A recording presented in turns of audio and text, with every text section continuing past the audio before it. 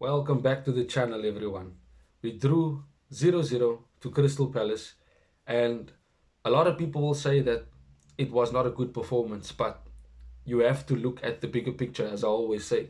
We dominated Crystal Palace, and we certainly had the chances to go on and win the game in the first half already.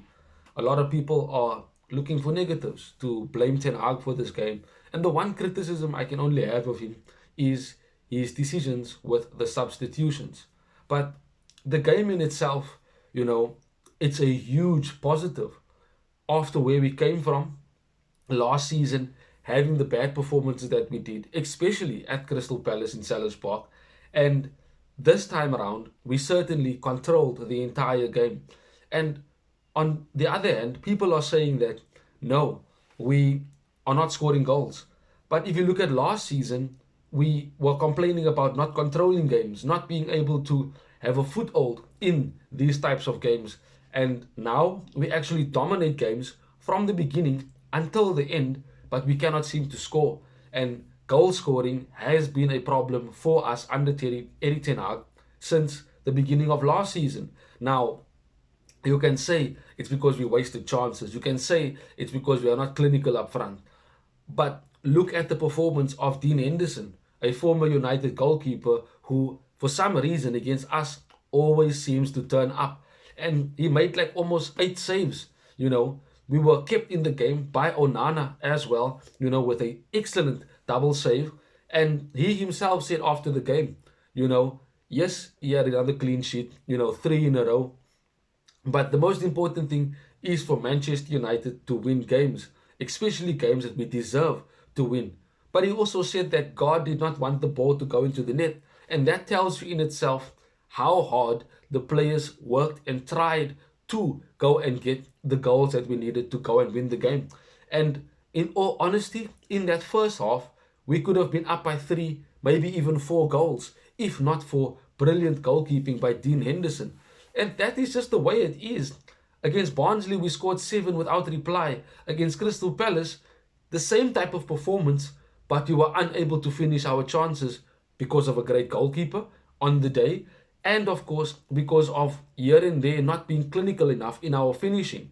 Now, of course, in terms of the team that Ten Hag chose, a lot of people are asking why didn't he start Marcus Rashford? But that should not be a question because Garnacho is also in form and deserved to start that game. Rashford deserved to start the game. No matter which way you went, there would have been questions for Ten Hag to answer. If Rashford started, Garnacho would have been the topic in terms of asking Ten Hag why didn't he start. And you see what happens when Garnacho starts. Everybody asks Ten Hag, why didn't Rashford start? Did something happen? Why is that the case?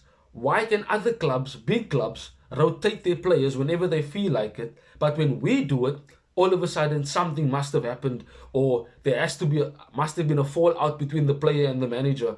Why can't Ten Hag just rotate and use his squad to its fullest? You do question his substitutions, as I said earlier. We were excellent in the game, creating chances, and the moment Ahmad came off, the moment Xerxes came off, the moment Eriksen came off, we lacked creativity. Wayne just came back from injury, so he was not going to go all out, and we struggled to get the ball to him, which is the story of last season. We have Rashford who came on and certainly didn't get the space or the ball to run at his man and did not get opportunities to take shots, which is his best attribute in terms of his game. And of course, you moved Garnacho to the right hand side after taking off Ahmad, and he was also stifled and had no way to get through or to get an opportunity for himself, let alone the team. Xerxes, for me, should not have been taken off. Ahmad should not have been taken off. Maybe take off Eriksen, bring on Ugarte. Fine. That is a change that could have helped us in the game. But taking off Eriksen, who was one of our most creative players in that game, taking Ahmad off as well, who was one of our most creative players, for me, him or Mazraoui could have been man of the match. I can go on talking about Mazraoui, about his brilliant performances since he's joined Manchester United. And we certainly stole him from Bayern Munich, in my opinion, because he is such an intelligent footballer, never makes a wrong decision, very good defensively, and going forward, he is so creative in the way he's able to keep the ball. He knows when to speed it up. He knows when to take on his man and beat him. And he's always wanting to play the ball. You know, Delo, on the other hand, on the left-hand side, does the same, but not to the same output that what Mazraoui has. So for me, Mazraoui or Ahmad could have been man of the match, because that right-hand side with the two of them is absolutely excellent in the way they link with each other and the way they play going forward. But this game in itself, we dominated. We should have won the game. We deserved to win the game. But ultimately, we were left frustrated by a brilliant goalkeeper in Dean Henderson on the day, as I said. But you need to look at the bigger picture. I said, bad performances and you are winning will eventually catch up to you, and you will start losing and dropping points. But good performances and you don't win, eventually the wheel will turn and we will start scoring goals. We will start getting wins and getting points on the board like we are supposed to. As you can see, you have to look at this game against Crystal Palace and see that we dominated. We were excellent with the ball, creating chances, multiple chances, and when we did not have the ball, we won it back immediately. And that caused Crystal Palace problems up until the 70th minute, when Ten Hag made all of these changes and we were not the same as we were in the beginning stages of the game. So Ten Hag has a lot to think about in this game.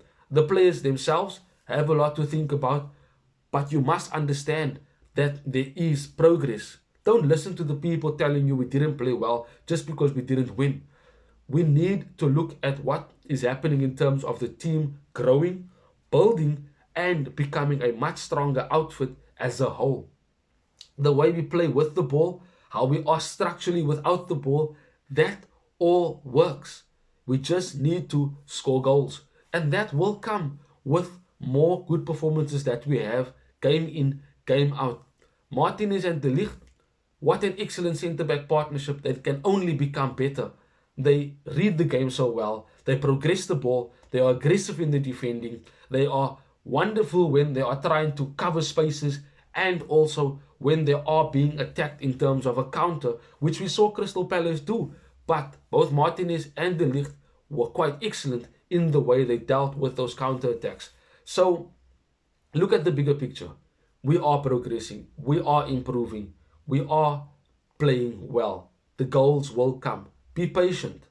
You have to be patient in the way Ten Hag is building the team. We are getting players back to full fitness. Some of them are still getting up to 100% match fitness. And once we get into that type of rhythm, I am sure we will be scoring goals and we'll be winning games comfortably, like we played against Crystal Palace with that very good performance. Subscribe to the channel, drop a like, let me know in the comment section what your thoughts are on the game against Crystal Palace. And of course, thank you for the support and for those who continue to watch the videos. Have a wonderful day further till we see each other again soon, Red Devils. Bye-bye. Thanks for watching. If you want more content on Manchester United, like, share and subscribe.